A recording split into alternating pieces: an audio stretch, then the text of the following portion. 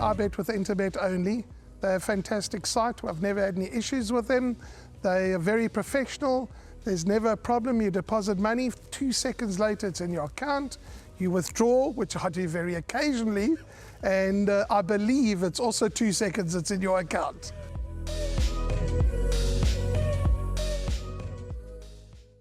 Race number 8, the penultimate race on the program. This is a fillies and mares 100 handicap, 1600 meters, 15:50 is the off time. And before we speak about the horses in race number 8, we've got a couple of interviews lined up. Yeah, unfortunately, she arrived with a beautiful plan, and just things went pear-shaped with her. She had a hoof abscess, and we had to wait for that to pop. And once that came out, she had, again, her hoof was giving us problem, but our farrier, Johnny Dawson, eventually sorted it out. So we're a little bit behind the 8th ball, but she's looking amazing. She had a gallop on Monday. She still looks a little bit big to me, but I'm happy that where she is to start her campaign off now. And I hope she doesn't need it. She's looking fantastic, though. Yeah, she's been seriously compromised by a massive penalty she got when she won over a mile in soft ground in the Flamboyant Stakes. She received a £12 penalty for that. So we stepped her up in trip, but I think she was just under pressure from the penalty rather than not seeing out the trip. With very few options available to these fillies rated in this bracket, I've dropped her back to a mile. She's in good order, she's very fit. I've freshened her up nicely since her last start. And with a repetition of her Flamboyant Stakes win, she could be in the mix.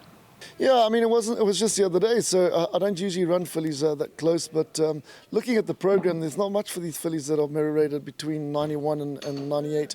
The fact that this race came up and she cracked a draw, it's a small field. I nominated her, and before I knew it, the agent was back on the phone and said we'd love to ride her. And she's taken a run exceptionally well. She looks good. We haven't done much with her. We've just been playing with her.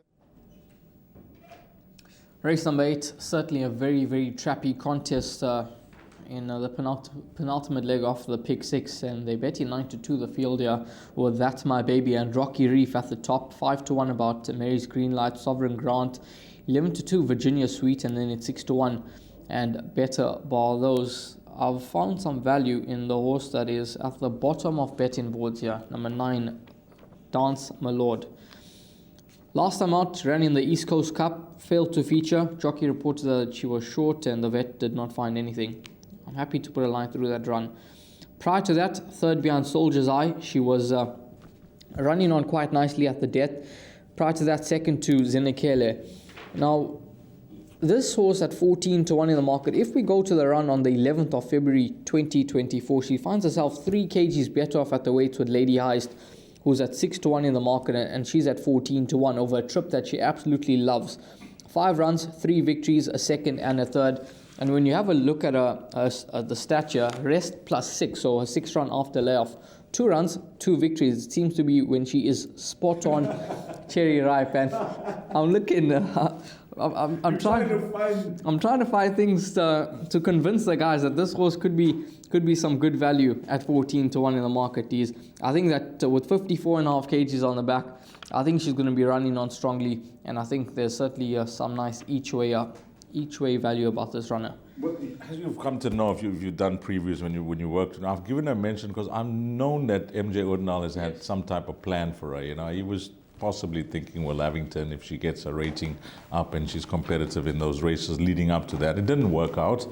And our last start, you know, although the jockey reported something and nothing obvious to take, it was still a good run. You know, if you consider where she was and where she finished off and lens behind, and the fact is that if she ran in the other race, she would have been carrying much higher than 54.5 kgs, yes, you know. 60. So this is a handicap. And so this was a smart move, and this could be a good find. So I like her for all bets, number 9, Dancer My Lord, but I want to bring your attention to our pick 6 now. So we've got 7 horses, 6 horses, and 4 horses. So our perm is costing out 168 with the banker green with Envy. So we've got some leeway when it comes to spend. You like number 9, which is a nice find. That will definitely be a nice find, but I'm sure guys that are listening into this show will take that advice and possibly include the horse. So it goes into our in-running pick 6. But along with that, what numbers are we including now? If we start from the top with a process of elimination, that's the only way we're going to do it. Are we going to include 9 and number 1, or are we going to discount that? These, I think I'm willing to pass number 1. Okay, but 1 is out. Yeah. 2, I'm going to say not for me. Although the boys are going to hate me for saying that. Chinsami, Pele, and Reynolds. Sorry, that's not for me. Number 3, Sign of Fate. 52.5. Capable, but not reliable. What do you think? Okay, out. 4, Sovereign Grant. Before you even say anything, I'm including this in everything. Okay, 4 gets in. 5, Rocky Reef. We heard Peter Muscat, mention the rating hike, which has possibly cost the filly dearly. Can she come back to that form that saw her win the Flamboyant? She's the only graded winner in the lineup. She has to go in. 5 in. 6, that's my baby. I don't want to know. I have to include that. Yes. Number 6. Number 7, Lady Heist. And I'm not going to say she was a shock winner last time out in open company, but the way she won, you had to be impressed. I think let's include her. Okay, that is 7. So we got 4, 5, 6, 7, and 9. Now, there are 10 runners, so if we include number 10, we are out here. We're going to have to include the field. So I don't know what we're doing, because 10 is the only other horse that I looked at. So if we're including the 10 Rael, unfortunately, I'm going to multiply that from by 10.